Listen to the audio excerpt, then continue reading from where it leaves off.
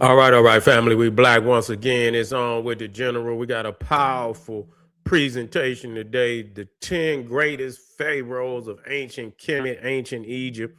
This is going to be one powerful presentation. Buckle in, family. Before we get started, I want y'all to make sure you get over to my Patreon, General Seti. The link is at over five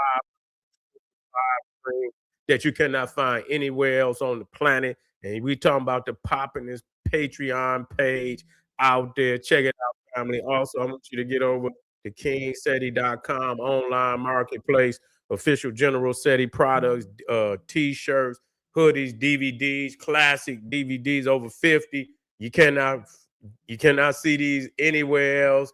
Also, we got African and Kemetic jewelry. Get you something, family. Get you something fly, extraordinary. We got you. Make sure you check out becoming a member of my page, General Seti, Pharaohs Seti. The link is on the home page. You get all type of perks. You get access to exclusive videos. It's there for your family. Check it out and make sure you get a video a thumbs up, like it because you love it. Share it with your family and friends. Comment. Just don't say nothing stupid because you will. You be up out of here. Boo. Here we go, family. The 10 greatest pharaohs of all time. Now, for some, it could be clear cut. It's not always that clear cut with me. Like they say, because you're talking about 3,000 years of extraordinary leaders. You see, of extraordinary leaders, but we gonna try to narrow it down the best we can, and let's start at the top, family. Let's start at the top.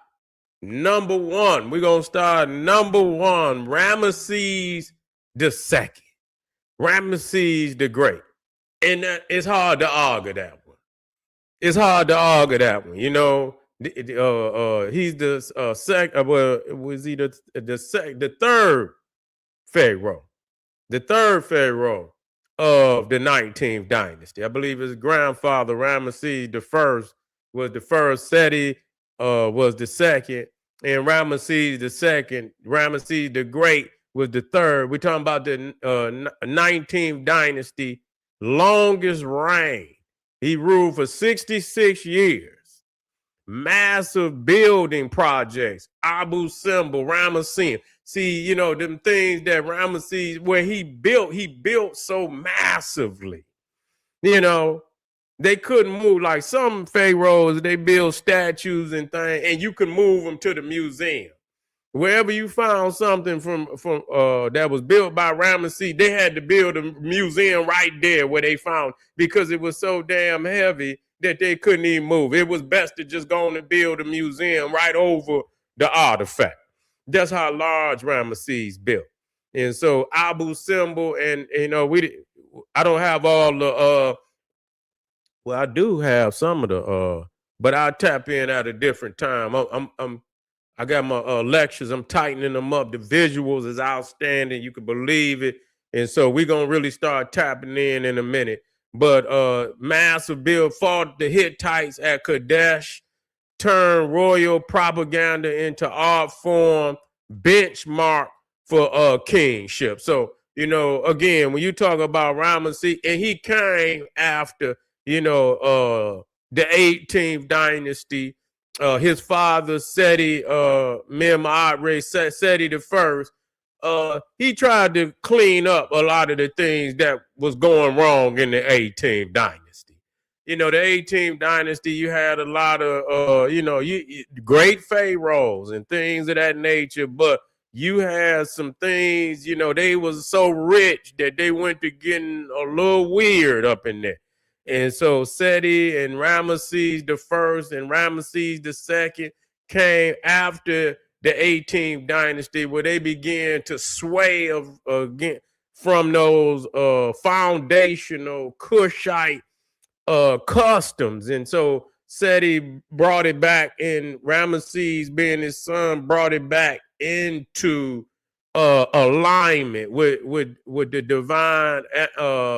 the divine culture from the ancients. You see, had to tap back in. Now, number two, they have Djoser. Djoser of the third dynasty. And that's, and Djoser, again, you talking about monumental. I can't argue with that because his reign was so significant, because that's where, you talking about the pyramid age began with Djoser, and so and for the first time on the planet, we start reaching to the sky with skyscrapers for real, dealing with stone masonry, and this is where where they say masonry, this is where it comes into existence for real, documented. So he built a step pyramid, a Saqqara, first monumental stone architecture in history. First monumental stone architecture in history established divine kingship in stone. You see, so we start, so when you start talking about the square, the plumb line, the level, and all of these things that masons use, and what they use today, scrolls with the blueprints on them, and man aspiring to ascend the stairway to heaven, the Jacob's ladder, and all of these things. These is esoterical archetypes of the step pyramid, you see. And so Djoser is the father of pyramid building, and without any doubt, I would not argue number one and number two. I wouldn't argue those. You feel me? Even if you could find another pharaoh that but you cannot. When you're talking about Djoser, you can't speak to no other great pyramid without first speaking to the pyramid of Saqqara. Number three, Khufu, Dynasty 4, builder of the Great Pyramid of Giza. Got to have no argument with that. Don't have no argument with that, because why would you? You're looking at the most awe-inspiring structure on the planet. You're talking about the most awe-inspiring structure on the planet by far. There is no comparison. And so builder of the Great Pyramid, greatest engineering feat of the ancient world. Pyramid aligned with cosmic precision, builder of eternity. So Khufu didn't, he intended for this monument to exist for eternity. He intended for it to, and so he built with a skill and precision that make people think that aliens, they say, goddamn it, no man could do this. Denying African genius, but the reality it was that this African Khufu built the greatest engineering feat of the ancient world, the Great Pyramid of Khufu. I can't argue with number three.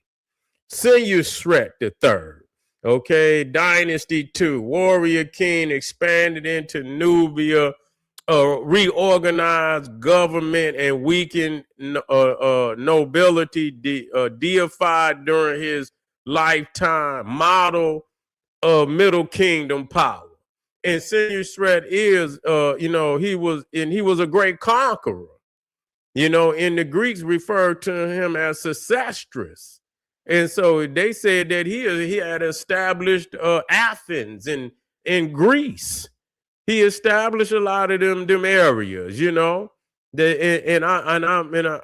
that's why I tap into some of them scrolls, that they, these Greeks were writing, because they recognized the fact of how these pharaohs went out and established the Greece and the Romes and in the Indias and the Mesopotamias.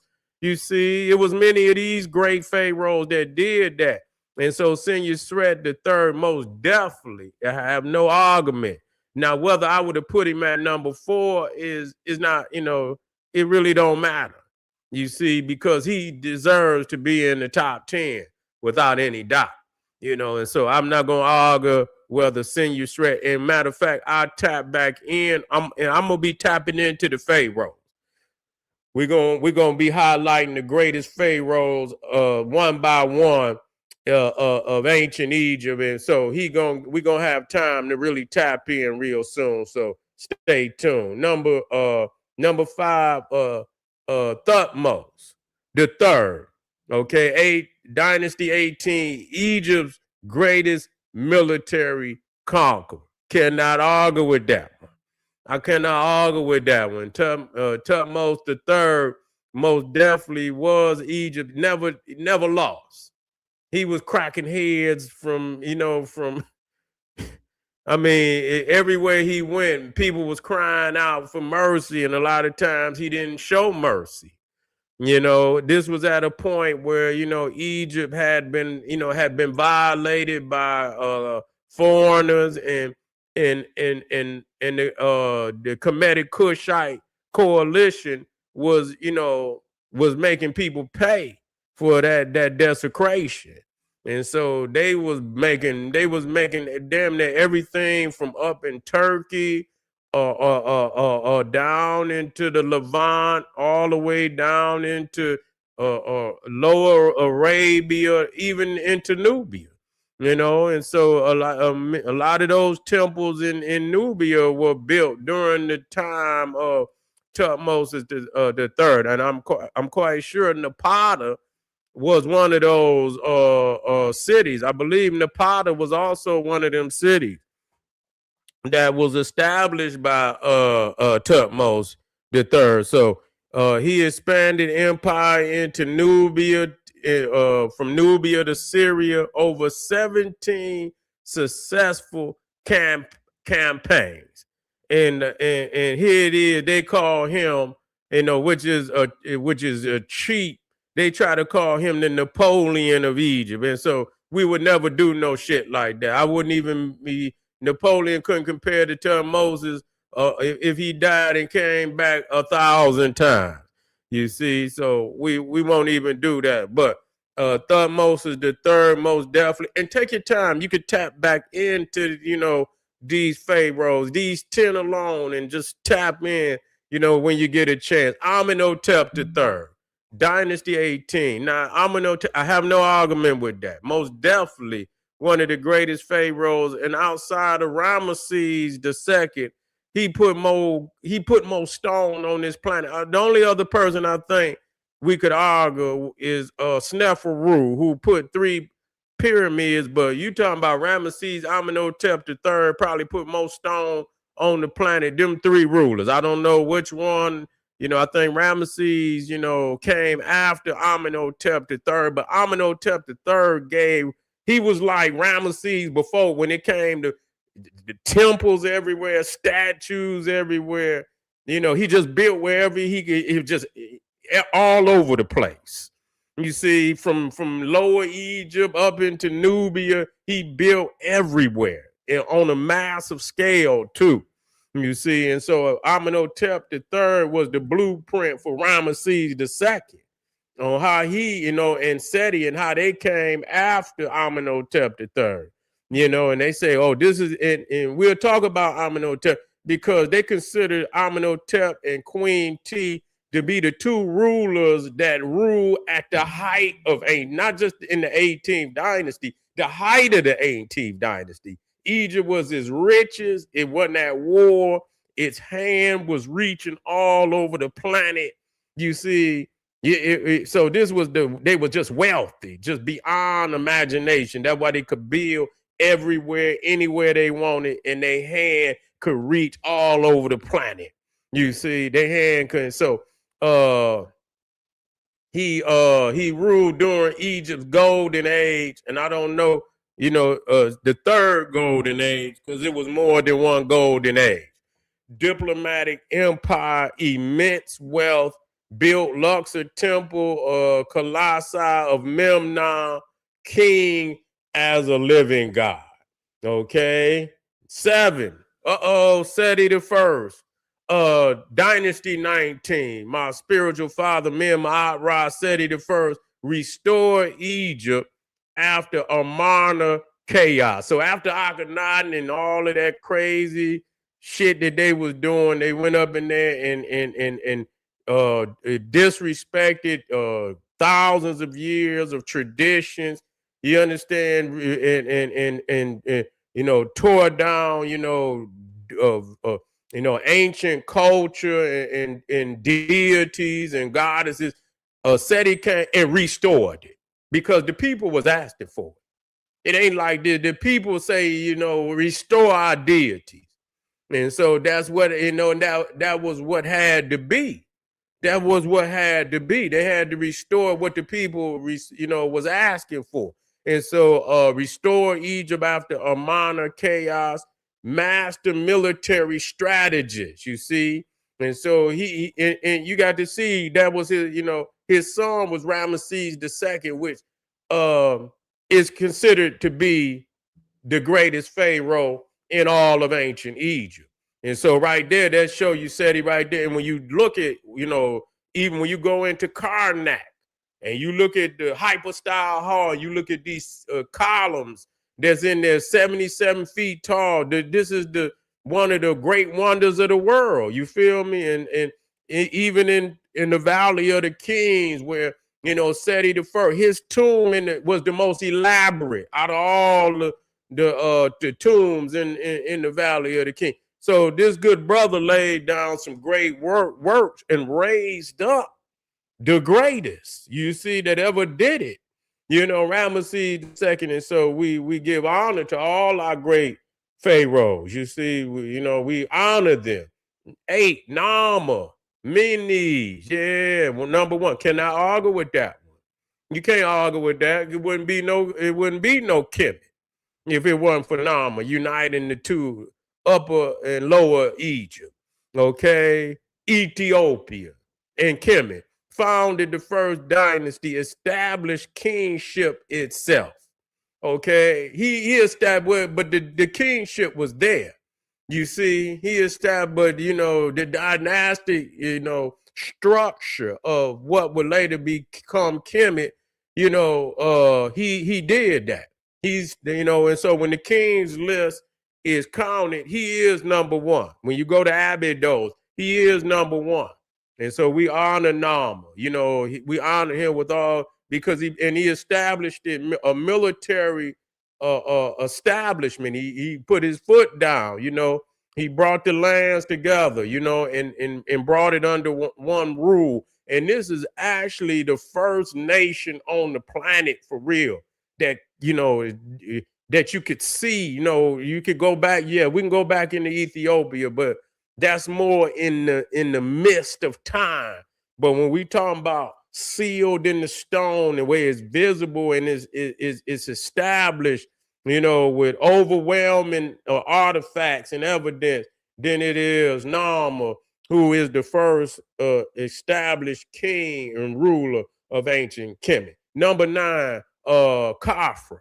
Khafre, which is the son of Khufu, Dynasty 4, builder of the second pyramid at Giza. Can I argue with that? He got to be there. When you build, his pyramid was a little less than his father. Not by much. And he probably could have built bigger, but he didn't want, you can't do that to the old dude. You feel what I'm saying? Khufu was the supreme deity of that bloodline. You feel me?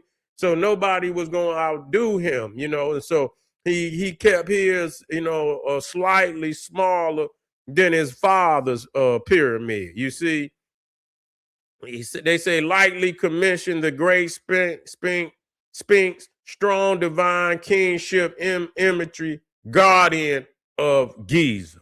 And so, I have no argument with Khafre being in the top 10. It must be in 10. You got Dynasty 6, Pepi II, longest reign in human history. Okay, 90 plus years. Whoa. His reign marks the end of the old kingdom. Power so vast it destabilized the system. You see, power so vast it destabilized the system. the king whose longevity broke in age. You see, so he lived so long in his power. You understand what I'm saying? They say it broke the system, it destabilized the system, and so we're gonna have to tap into Pepi. Now, I know there could have been some honorable mentions. It could be some, you got Thutmose I, who expelled the Hyksos. The Hyksos founded the new kingdom. A lot of people can put Akhenaten in there, and whether, we believe in what he did, his mark on history is just profound. So nobody's gonna, not remember his mark on history. He's one of the most famous people in all of history. So I mean, he does get honorable mention. Then you got Tahaka, Nubian pharaoh who fought with Assyria, and then you got Amenhotep. You got Amenhotep, and so it's some other pharaohs that could have been called, because you're talking about 3,000 years. You're talking about 76 powerful, and it was more than 76, but you talking about on the Abydos Kings list, only 76 great pharaohs made it. So out of that 76, you can most definitely you'll find it hard to get a top 10 or top 20 together, because so many of them did so many great things that you want to honor them all. So we appreciate, and like I said, I'm gonna have a series where we're gonna break them down one by one, all the great pharaohs of ancient Egypt. It's gonna be powerful. It's gonna be right here, General Seti, Pharaohs Seti. So y'all already know. Tap in, stay tapping in. Get over there to Patreon. We got that file for you over there. Let me tap back in to my comments. I had to stay in on this truth.